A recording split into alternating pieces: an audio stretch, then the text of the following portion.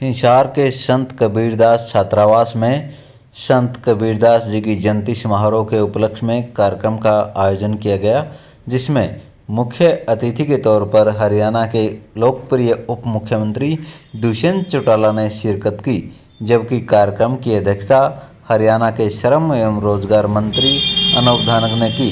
इसके साथ ही कार्यक्रम में हरियाणा ही नहीं बल्कि दूसरे प्रदेशों से भी काफ़ी संख्या में एमएलए और सांसद तथा मंत्रीगण पहुंचे और कार्यक्रम की शोभा बढ़ाई। कार्यक्रम में पहुंचने पर डिप्टी सीएम दुष्यंत चौटाला का फूल मालाओं के साथ स्वागत किया गया। इस मौके पर डिप्टी सीएम दुष्यंत चौटाला व श्रम एवं रोजगार मंत्री अनूप धानक ने संत कबीरदास छात्रावास के मुख्य द्वार का उद्घाटन किया। उसके बाद उन्होंने संत कबीरदास जी की मूर्ति का अनावरण भी किया और उसके साथ ही यहाँ पर जो पिछले समय में विधायक नैना चौटाला द्वारा ग्रांट दी गई थी, उन कमरों का शिलान्यास भी किया गया। इसके साथ कार्यक्रम में पहुंचने पर बड़ी फूल माला के साथ आयोजकों द्वारा मुख्य अतिथि का जोरदार तरीके से स्वागत किया गया। इस मौके पर डिप्टी सीएम दुष्यंत चौटाला ने कई बड़ी घोषणाएं की। उन्होंने कहा कि यहाँ पर हिसार में छात्राओं के लिए हॉस्टल बनाने के लिए यहाँ पर साथ लगती 2 एकड़ ज़मीन इस जो छात्रावास है इसको दी जाएगी, जिससे पूरे प्रदेश की छात्राओं को फ़ायदा होगा और यहाँ रहकर वह पढ़ाई कर सकेंगी। इसके साथ ही उन्होंने खुद के कोटे से 51 लाख रुपए की अनुदान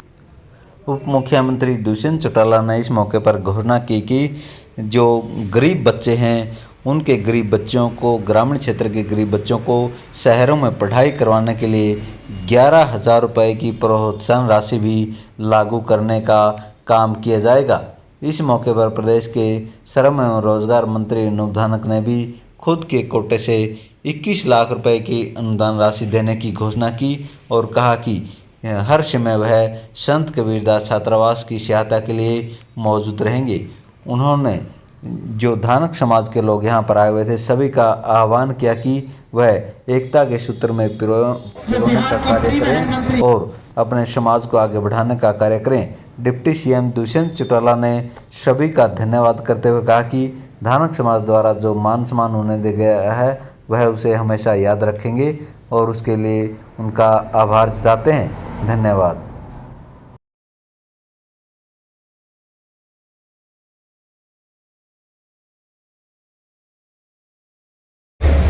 वो बड़ा धूमधाम से मनाया है। और दूसरा खुशी की बात, सबसे बड़ी बात है कि आज अगर किसी को ये कहे कि आपने हिसार से टोहाना जा करके आना है, उपराना जा करके आना, बरवाड़ा जाने के आना है, तो ये कहेंगे कि टाइम नहीं है, मुझे काम है। जो हमारे बिहार से चल करके और उत्तर प्रदेश से, मध्य प्रदेश से, राजस्थान से चल करके जो यहाँ आए हैं, मैं सबसे बहुत बहुत धन्यवादी हूं उनका। एक बुलावे पर वो आए हैं। मैं उन सबके लिए आपसे एक बार आग्रह करूंगा कि तालियां बजा करके उनका स्वागत करें, अभिनंदन करें। और जो संस्था का जो काम किया है, भाई साहब तो लगातार संपर्क में रहते और बात भी होती रहती है कि जो संस्था में जो हमारी टीम काम कर रही है, पूरे भारत देश में जो धानक समाज की जो ये संस्था है, भाई साहब पूरे भारत देश में ऐसी संस्था नहीं मिलेगी आपको जो इतना काम, चाहे वो हमारे छात्रावास में बच्चे रह रहे हैं। और थोड़े दिन पहले आपने इतना बड़ा प्रयास करके हरियाणा प्रदेश की सरकार ने जो फैसला लिया, माननीय मुख्यमंत्री जी ने, और आपने जो हरियाणा प्रदेश में जो आज हमारे MBBS जो बच्चे एडमिशन में जो डॉक्टर बनने के लिए जो तैयार हो रहे हैं और भी कोर्सेज में जो तैयार हो रहे हैं, उसके लिए भी मैं आपसे प्रार्थना करूंगा कि हमारे भाई दुष्यंत चौटाला जी के लिए आप तालियां बजा करके धन्यवाद करें, स्वागत करें। और जो कोई थोड़ी बहुत और कसर रह रही है तो मैं भाई साहब से प्रार्थना करूंगा कि वो भी अपनी बात करके उसको भी पूरा करवाने का काम करेंगे। और जहां तक रही संस्था की बात, संस्था की मांग हमने भाई साहब के सामने हमारी संस्था के पदाधिकारियों ने रख दी, लेकिन इन्होंने खुद ने पता है कि इस संस्था में हमने क्या करके दिखाना है, क्योंकि हिसार लोकसभा से हमारे भाई सांसद भी रहे हैं और हिसार से विशेष प्यार भी है, और धानक समाज से तो आपसे विशेष प्यार है। रमेश खटक जी ने बताया कि जब जींद का उपचुनाव था तो भाई साहब ने सबसे पहले कही थी, जब तक तो हमारा ये भी जिक्र नहीं दिखाया हम सरकार में आएंगे। धानक समाज से वादा किया था इसी तरह की सभा में कि हरियाणा प्रदेश के धानक समाज के लोगों, जिस दिन हरियाणा प्रदेश में हमारा कहीं नंबर पड़ेगा तो दूसरे नंबर की कुर्सी जब लगेगी तो वो धानक समाज की लगेगी। और वो वादा इन्होंने निभाया, और वो वादा निभाते हुए जब पहली शपथ भाई दुष्यंत चौटाला जी ने उप मुख्यमंत्री पद की ली, तो उसके तुरंत बाद जब और मंत्रियों की शपथ लेनी थी तो आपके भाई को, आपके बेटे को, एक छोटे से समाज के कार्यकर्ता को दूसरे नंबर पर शपथ दिलवाने का काम भाई दुष्यंत चौटाला जी ने किया। मैं तो उसके लिए तो इनका सदा सदा के लिए ऋणी हूं, और आपका भी ऋणी हूं कि आपने 2 बार पूरे उपलाना में घर घर जाकर के, पूरे धानक समाज ने घर घर जाकर के अलग जगाने का काम किया, और 2 बार मुझे जैसे छोटे से कार्यकर्ता को विधानसभा में भेजने का काम किया। पूरे उपलाना विधानसभा क्षेत्र का भी धन्यवादी हूँ। आप सभी आए, आप सबका फिर मैं बहुत बहुत धन्यवाद करता हूं। और जो हमारे नेता बाहर से चल के आए हैं, तो यूपी से, बिहार से, मध्य प्रदेश से, राजस्थान से, उनका फिर मैं बार बार अभिनंदन करता हूं, धन्यवाद करता हूं। और आग्रह करूंगा उनसे कि जब भी कोई समाज की कोई इस प्रकार इकट्ठे होने की बात हो, फिर भी आप जब भी याद करें, हम आपको याद करेंगे। तो आपने भी आना है और हमने आप याद करोगे तो हम भी आपके सभा में पहुंचेंगे। आप सभी आए, आप सबका बहुत बहुत धन्यवाद। जय हिंद। मेरे ख्याल से पहली बार हरियाणा की धरा पर ही नहीं, देश में भी इतने प्रदेशों के हमारे सांसद, मंत्री, पूर्व सांसद आप लोगों के बीच में हरियाणा हिसार की इस पावन धरा पर एकत्रित हुए। बुजुर्गों, युवा साथियों, और एक सौभाग्य और है, अभी हमारे बीच में दादा नारायण सिंह केसरी जी बोल रहे थे कि 1990 के दशक में चौधरी देवीराज जी के साथ उनको रोहतक में मंच साझा करने को मिला, और हमारा सौभाग्य है कि आज 4 पीढ़ियों बाद हमें भी आपके साथ मंच साझा करने को मिला। और जो आपका संघर्ष और योगदान रहा है, मुझे नहीं लगता कि समाज इसको कभी भूल सकता है। और परमात्मा आपकी नैया 100 पे नहीं, हम सब की दुआ है 200 तक ऐसे ही चलाता रहे कि आप समाज के संघर्ष और एकता को और आगे इसी मजबूती के साथ ले जाने का काम करें।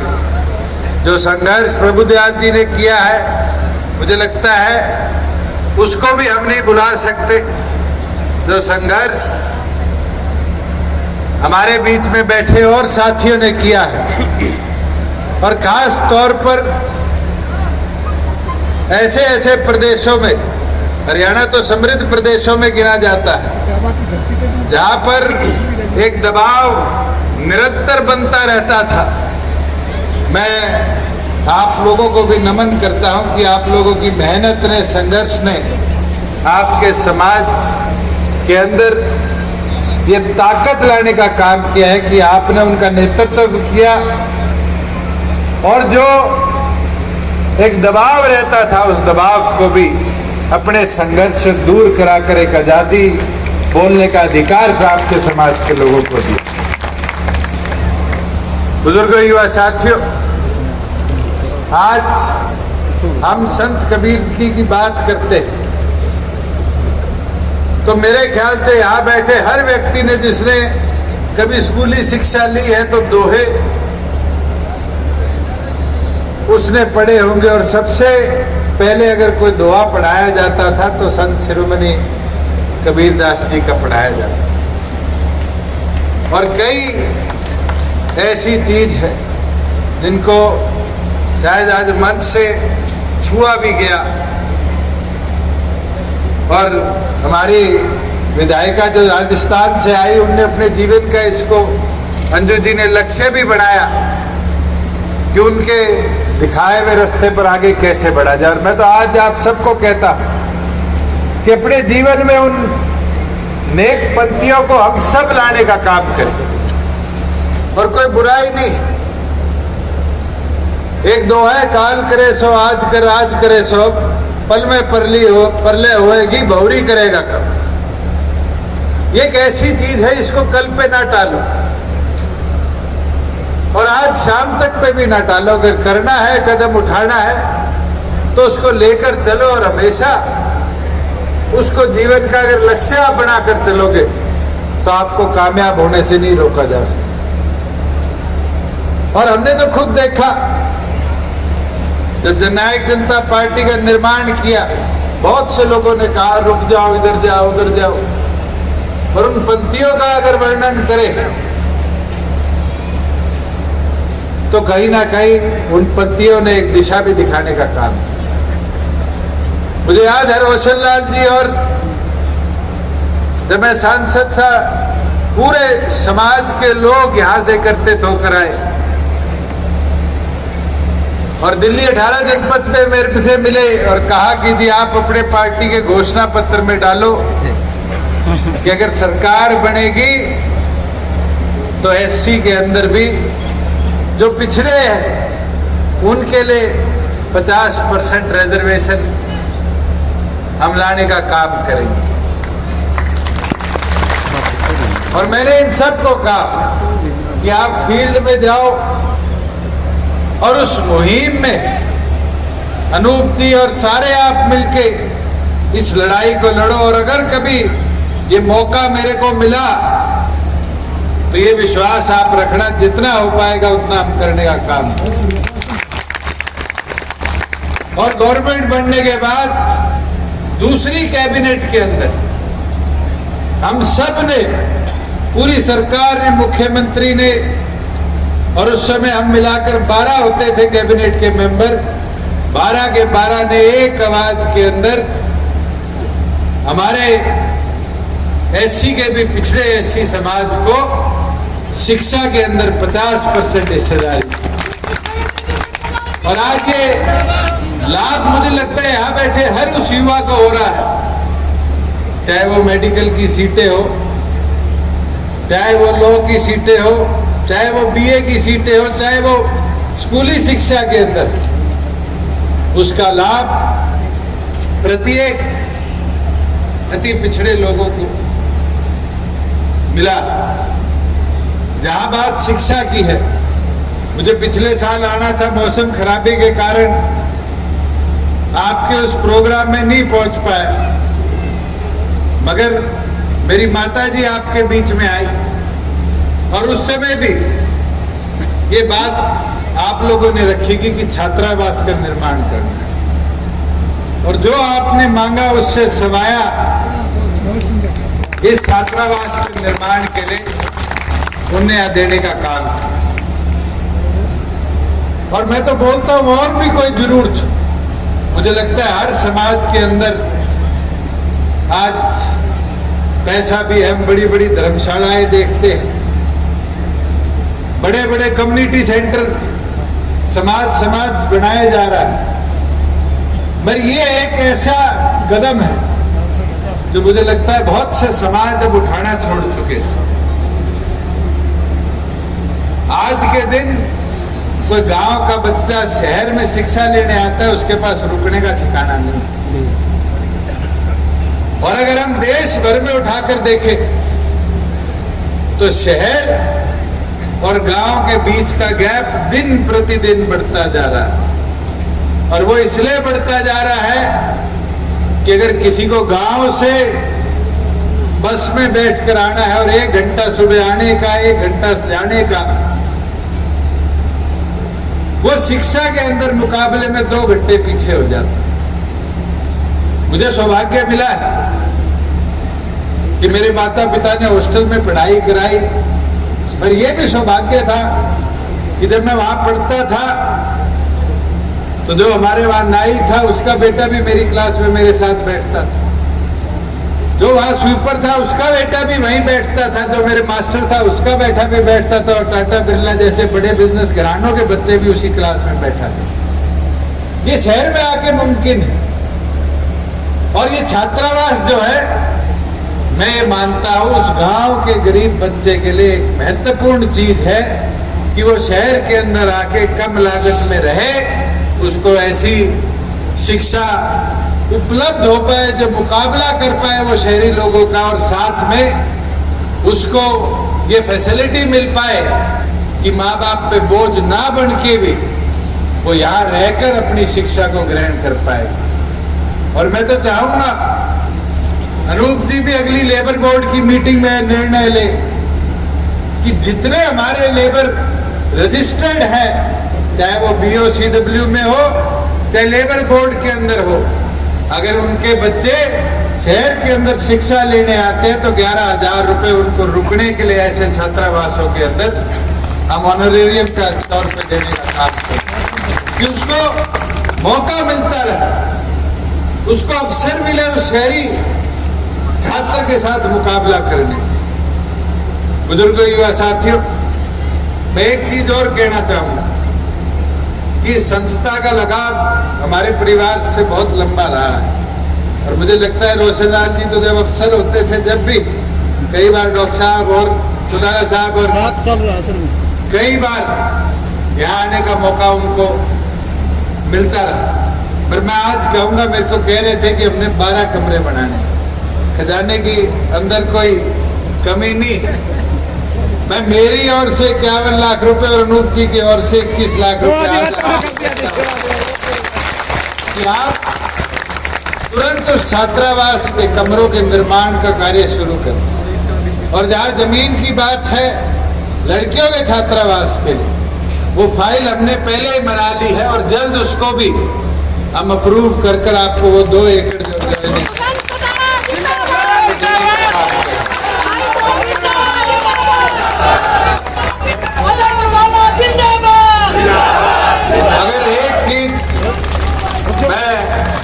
दादा नारायण केसरी जी को कहना चाहूंगा, जो कदम आप उठाना चाह रहे हैं कि दिल्ली के अंदर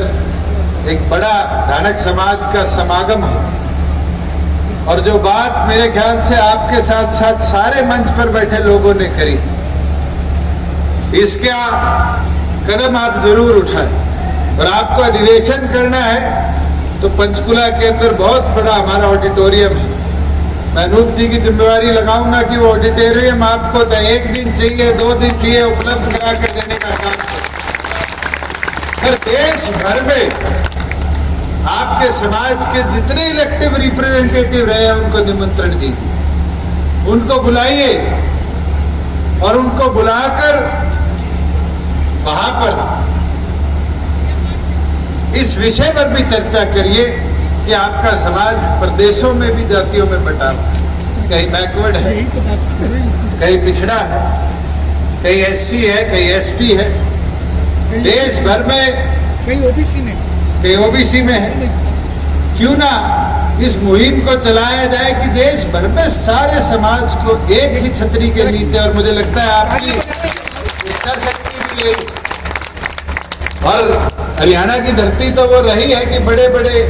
कदमों के लिए हरियाणा ने हमेशा अपना नेतृत्व दिखाने का काम किया है। मुझे याद है नंबरदारी जनरल की होया करती थी, चौधरी देवीलाल जी वो व्यक्ति थे जिनने उस नंबरदारी को SC और BC तक पहुंचाकर गरीब घर में भी नंबरदार बने, ये कदम उठाने का काम। चौधरी देवीलाल जी वो व्यक्ति थे जिसने चौपाले तो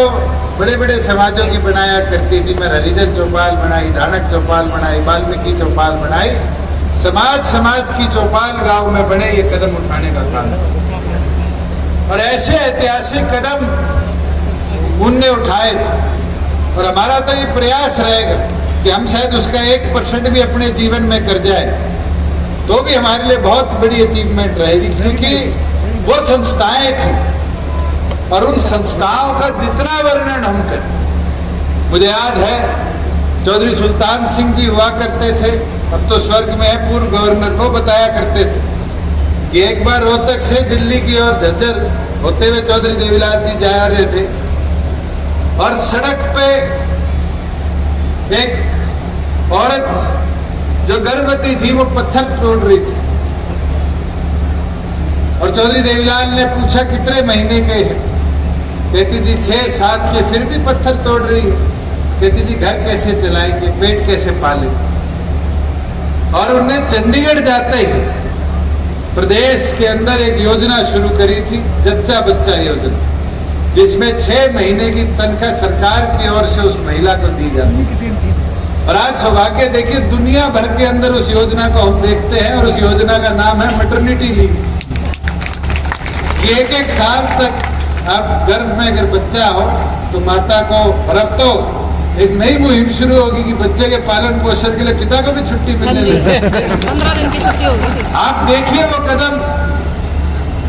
जब हरियाणा में बाढ़ आई, लोगों के घर में दाना नहीं था, चौधरी देवीलाल जी ने, ये हमारे कोसली का इलाका और झज्जर का इलाका बाढ़ से डूब गया था। बांध बनाने के लिए मजदूर नहीं मिल रहे थे। गांव के लोगों को बुलाया और कहा बांध बनाने में मदद करो, और लोगों ने आकर भरपूर काम किया। तसलों से उठा कर मिट्टी घेरी, बांध बनाया, रातों रात पानी रोका, और उस समय एक योजना चलाई, काम के बदले अनाज। मगर आज वही चीज जब रोशनलाल जी पढ़ रहे थे तो दोबारा सुनने को मिली कि 100 घंटे के काम को 200 कर दिया जाए। वो जो योजना है मनरेगा, उसकी मुख्य धारा चौधरी देवीलाल जी ने उस समय काम के बदले अनाज के तौर पर डालने का काम। मैं तो एक चीज कहना चाहूंगा आज, कि हम सबको मिलकर एक चीज संत शिरोमणि कबीर जी की अपने जीवन के अंदर लानी चाहिए, और वो चीज है जाति पाति पूछ नहीं कोई, हरि के भेजा सो हरि का हो। अर्थात कोई व्यक्ति जाति का नहीं, कर्म का बड़ा होता है, और इसलिए जो व्यक्ति भगवान को समर्पित भक्ति और प्रार्थना करेगा वही भगवान का प्रिय होगा। उन्होंने गुरु को भगवान से ऊपर का स्थान दिया, और इस पर उन्होंने कहा कि गुरु गोविंद दोए खड़े काके लागू पाए, बलिहारे गुरु अपने गोविंद दिए मिलाए। बुजुर्गों, युवा साथियों, मैं तो एक चीज कहना चाहूंगा कि इस छात्रावास को भी आपकी सारी टीम उस रूपरेखा की ओर लेकर जाए कि यहां से पढ़ा हुआ बच्चा केवल मात्र फिर सी और डी ग्रुप का शिक्षित बच्चा ना बने। ये टारगेट लो कि देश की ये पहली संस्था बने आपके समाज की, धारक समाज की, जहां चाहे IAS का हो, IPS का हो, UPSC हो, चाहे फिर बैंकिंग सेक्टर का हो, चाहे वो आर्मी नेवी एयरफोर्स के XYZ के हो, चाहे वो स्टाफ सिलेक्शन के हो, उसकी किताबें यहाँ उपलब्ध रहे। और किताबों के साथ साथ समाज के जितने रिटायर्ड लोग हैं वो यहाँ आए और बच्चों को कोचिंग और शिक्षा देकर उनको ट्रेन करे कि वो जाकर उन कॉम्पिटिटिव एग्जाम्स को क्लियर करे, और क्लियर कर आपके समाज का और नाम उठाए। मैं तो अंत में, क्योंकि समय बहुत हो चुका और मेरे से पूर्व वक्ताओं ने सबने अपनी बातों में प्रत्येक बिंदु को छूने का काम किया, अंत में इतना ही कहना चाहूंगा कि हम सबको आज इन महान संतों से अपने जीवन में प्रेरणा लेनी चाहिए, और उसके लिए तमाम लोग मिलकर आध्यात्मिक तौर पर भी और सामाजिक तौर पर भी उनके दिखाए रास्तों को और मजबूती से आगे लेकर चले, और अगली पीढ़ियों तक भी अपने इतिहास को इसी तरह बांटते और बढ़ाते चले। आप सब प्रदेश के अलग अलग कोणों से आज यहाँ एकत्रित हुए, और देश के अलग अलग कोणों से यहाँ पर हमारे अलग अलग नेता और समाज के दिग्गज आए। मैं इसके लिए हमारे मंत्री अनूप जी का बहुत आभार प्रकट करता हूँ, रोशन जी का, जोगीराम जी का आभार प्रकट करता हूँ कि आप सब ने मिलकर आज एक ऐतिहासिक कार्यक्रम 624वीं जयंती पर संत शिरोमणि कबीर जी की यहाँ मनाई। आप सबका आभार, आप सबका धन्यवाद।